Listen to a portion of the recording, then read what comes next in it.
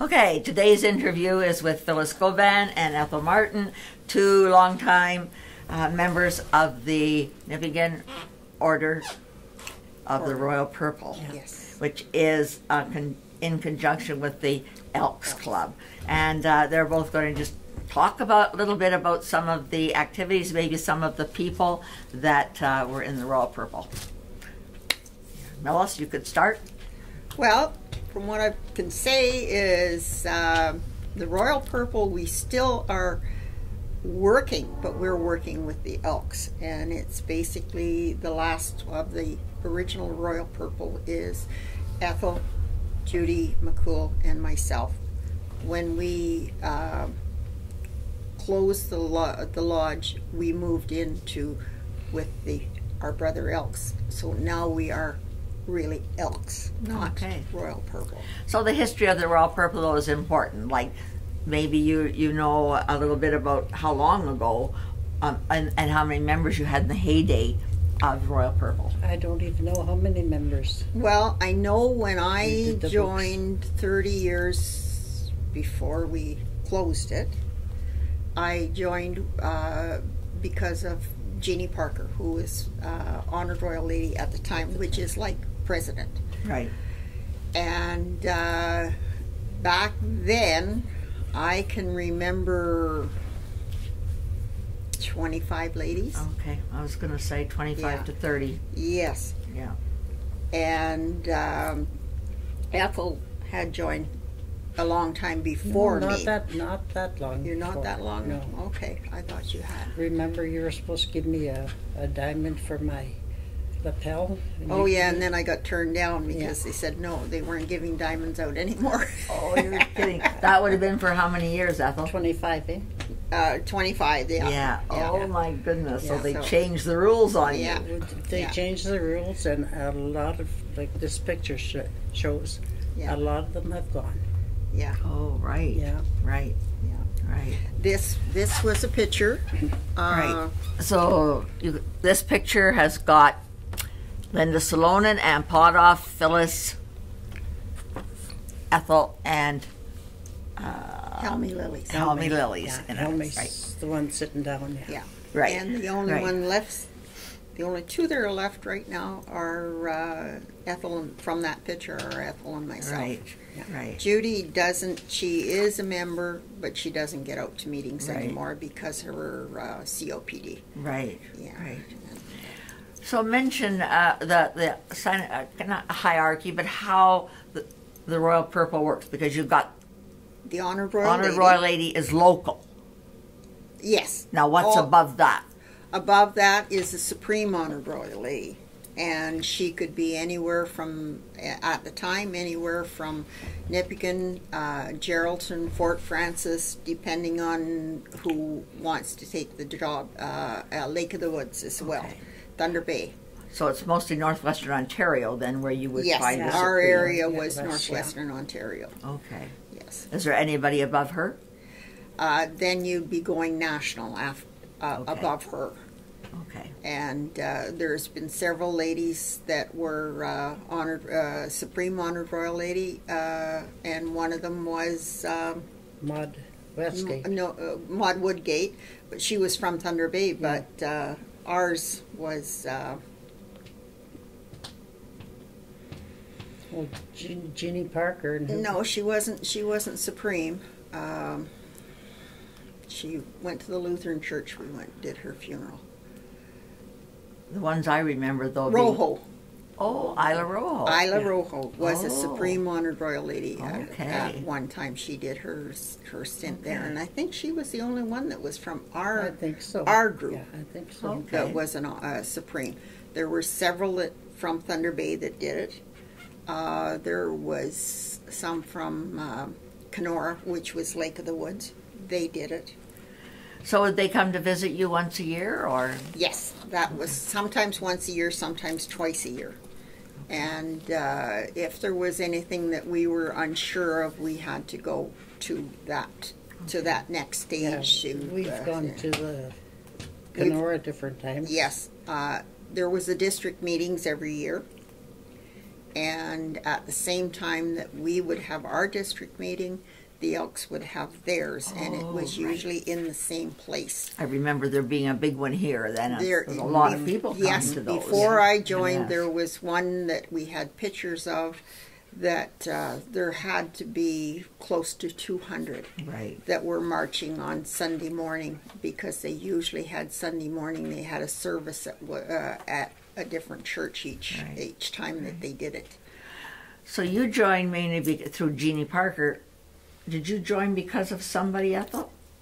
You know, I can't remember. Oh, Glenn, okay. I but just thought you might have been friends with somebody and you ended up joining. no, I couldn't tell you. I don't.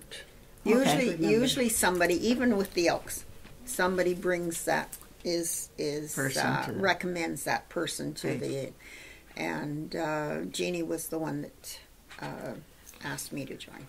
Okay, tell us a little bit about your projects, because the Royal Purple is known for a couple. The Elks and the Royal Purple are known for a couple of national and area We projects. supported children, didn't we? Hard to hear. Fun Children? for Children. Elks and Royal Purple Fun for Children still says the same thing, because there are Royal Purple across Canada still. It's just that because our numbers went so low that we joined up with the Elks. So what do you mean a fun for children? For what? Fun for Children, and they usually, when we donate to the Fund for Children or do anything towards sending money to the Fund for Children, it is usually a project of hearing, Okay. and they buy hearing aids, they have audio boxes, and all the money that is gathered nationally goes to a lot of these projects. Okay. We did also the drug awareness program. Right. It started out as drug awareness. I think that's what locally your group Locally, is known for, yes, is yes. drug awareness. And we did, we started out with Jeannie Parker and Phyllis Spurka Oh, right. doing the drug awareness.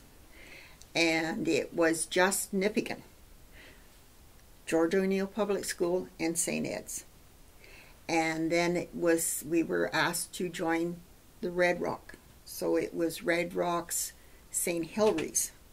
Mhm. Then the next year it was Red Rock, St. Hilary's, and Orion.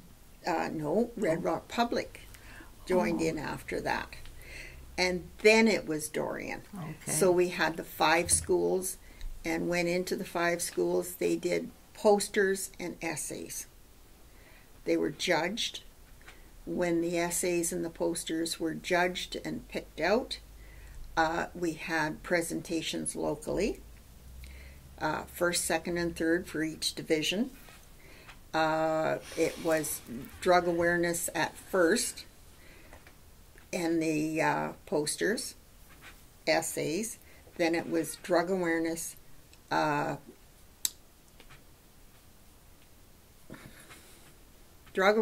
and addictions. Oh, right. And the addictions went anywhere from drinking or drugs or whatever. Smoking. Smoking, yes. Smoking was big back in those days. So now the top winners. The top winners would be, I would send them, when I was doing the program, we would send them on to the Sault Ste. Marie.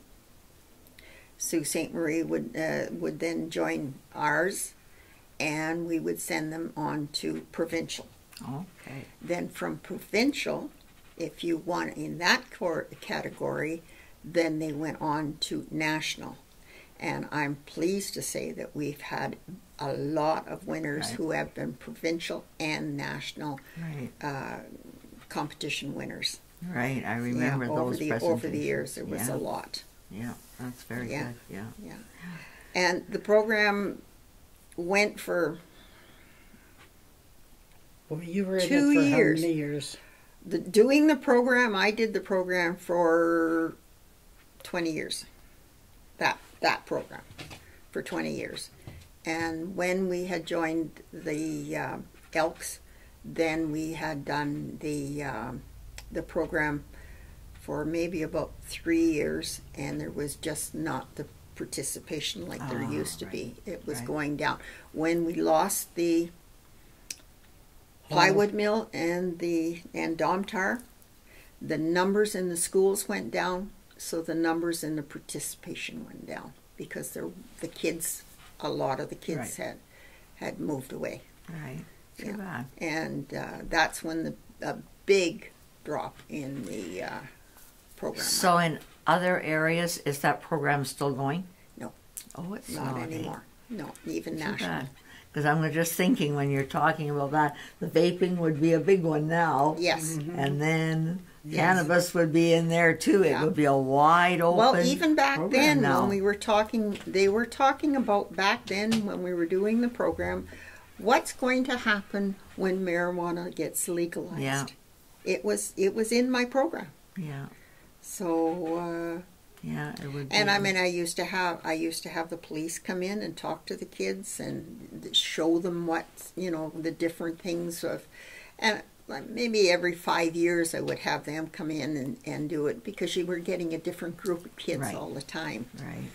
But it was a good program. I thought it was a very good program. Right. Yeah. That's good. How did you raise your money to donate to those programs, Phyllis? Back then, well, we had teas, we had the bingos, we had we were the bingo for a number of years. Yeah, and a lot of our money was supported through the bingo, and teas and everything that we did. Back then, we even catered. Okay. So money came from those kind of projects. In the later years, when we weren't doing any of that, our program was supported by the Elks, so that we had the money coming from the Elks for us to do those programs. Okay. Okay, so go back now. When you first came, you were talking a little bit about ceremonies because Ethel said she remembers the 11 o'clock ceremony. So explain a little bit about that. I don't think you were into it. Oh yeah, Were you? yeah, Okay. yeah. The 11 o'clock service is a beautiful service, and it's always done at 11 o'clock at night, usually after the district meeting. You'd have the district meeting, then you would have a formal supper, and then you would have an evening social. And at 11 o'clock, the ones that were there would be all in uniform, the lights would dim, and the people would come out and form a cross, and the cross would form the clock. You'd have the arms of the clock, and the people would be around in the numbers, around for the clock, and somebody would be in the middle. One was one hand, one was the other hand, and it was for 11 o'clock. Oh. It was a It beautiful. was all different in people dark would come to see it. with the flashlights. Okay. When we would do it here, when I first did it here, it didn't have the impact as I did when I went to Thunder Bay for a district meeting. And anybody that's familiar with the Thunder Bay Lodge, you had the shelf that you could go and stand up on the thing, and you could look down on this clock. It was absolutely gorgeous. It, and words were said as they were coming out. Words were said while the clock was done, and what the meaning for it was and everything. And it was all in dark with the flashlights. It was just absolutely beautiful.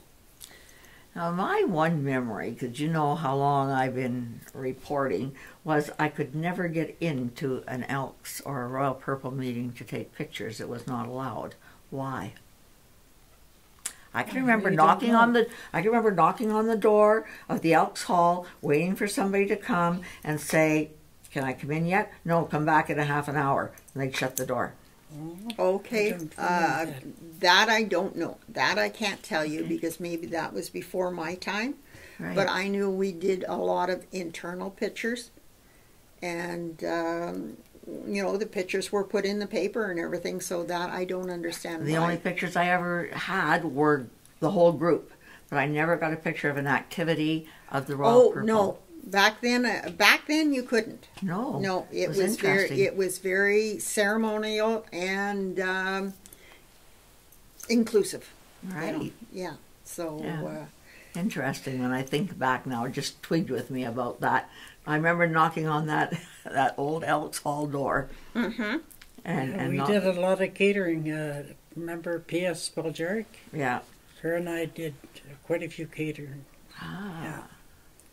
And she's another one that's gone from. Yeah. She Right. was good in the lodge. And the other thing was that it was the senior supper. Right.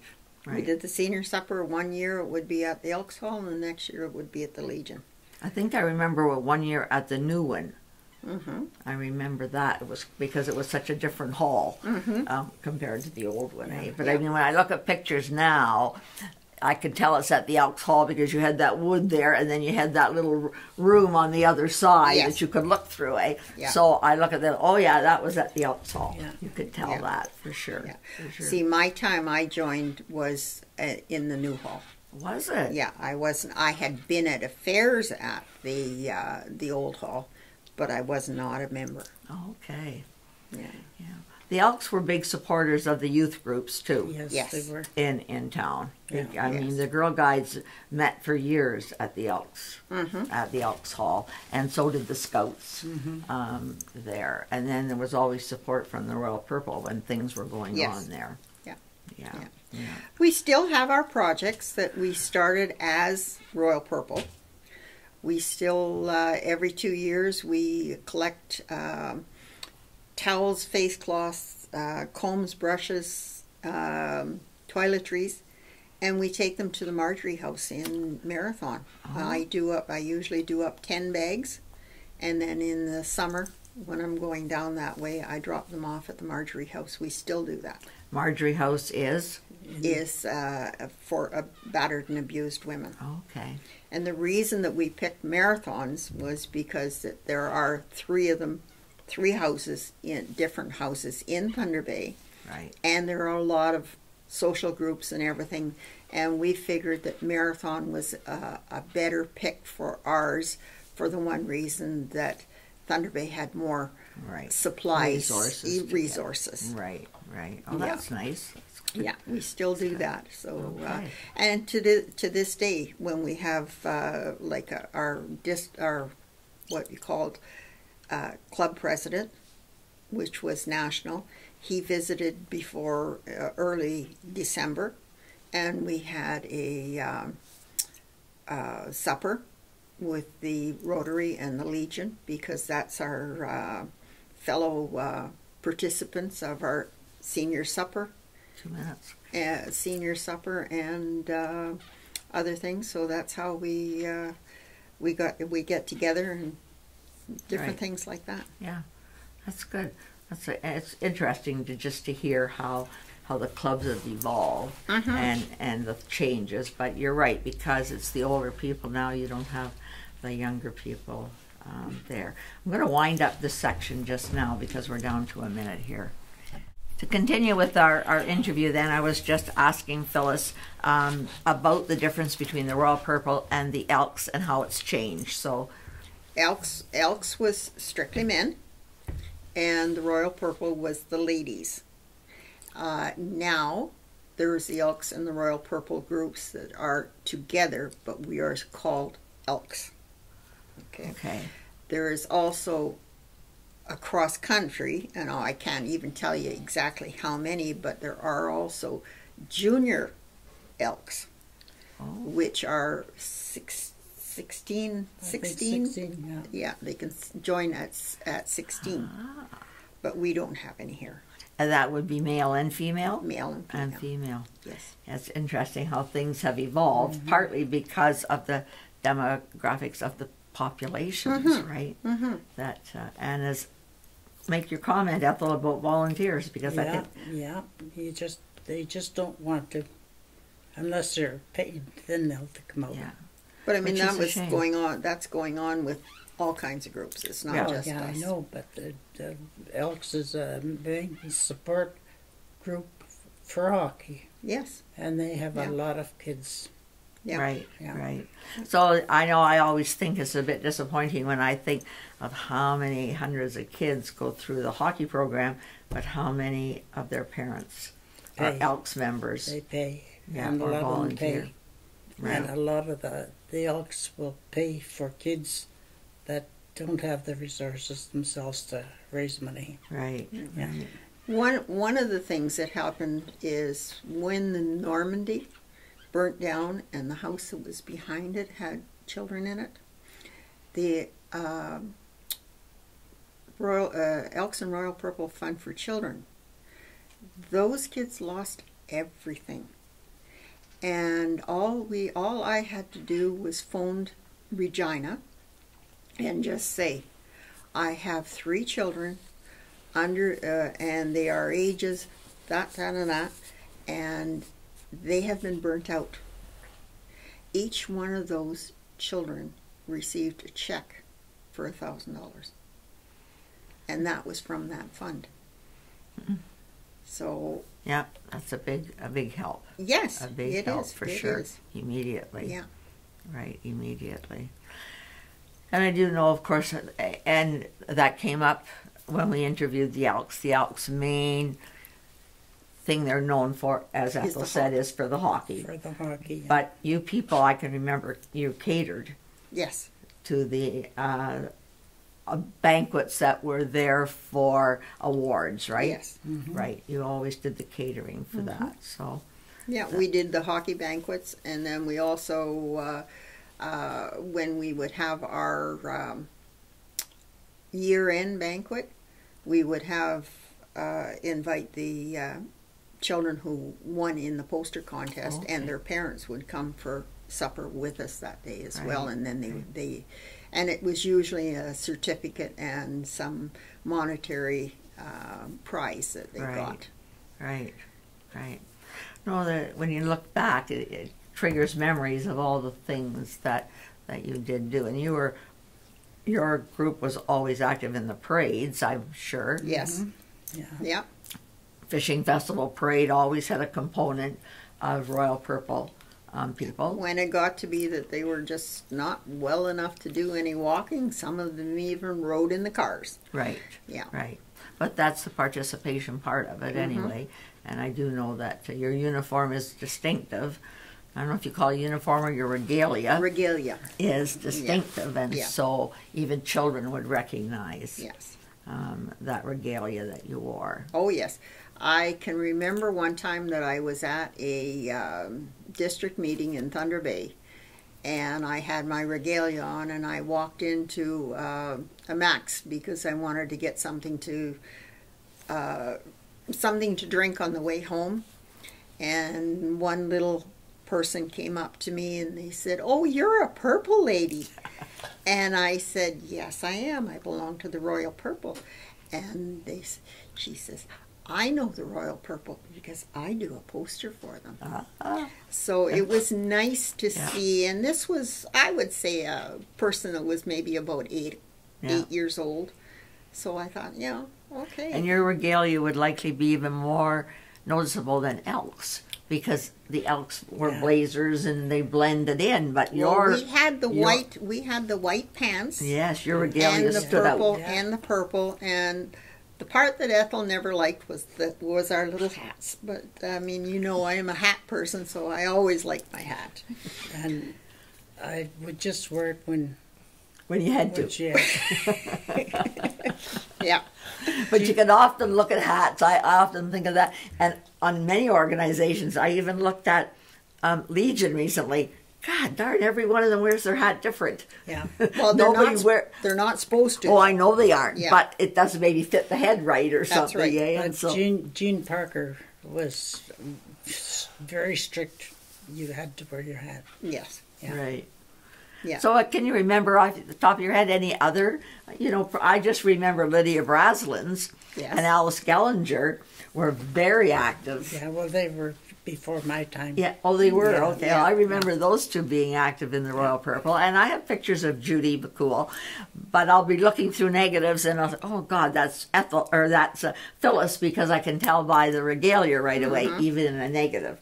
You could tell that kind of thing. And that's one of the things that when we went into the schools for drug awareness, or even to make a presentation of any kind, we had our regalia on. Right. Yeah. Yeah, it's important, I think, for children to be able to recognize. Yeah. And we also Recognize had that. our Sunday service, which was in May. And we had our regalia on, and we would go to the different churches each year. One church would be picked out, and we would do a Sunday service with them. Did you not have some kind of a ceremony at the cemeteries too? Yes, we had our own. I had our own cemetery service once a year, and it was to honor somebody that was a Royal Purple lady that had passed, and we put pansies on their grave. Oh, okay. Yeah. So all those little things add up Yeah, to that's right. the activities of the Royal Purple, and I just remember here and remember there and things. Yeah. So that's good. Yeah, and different times we would have to go down to the town hall to find out where they were. Where that buried. particular person was buried. Yeah, Okay, because some of the graves were not marked. right. So they didn't have family here, so Well, could be, I don't know. But different times we had to go down to the Jeannie Parker and I. But find out where they were. yeah, she was a great person, that Jeannie Parker. Yes.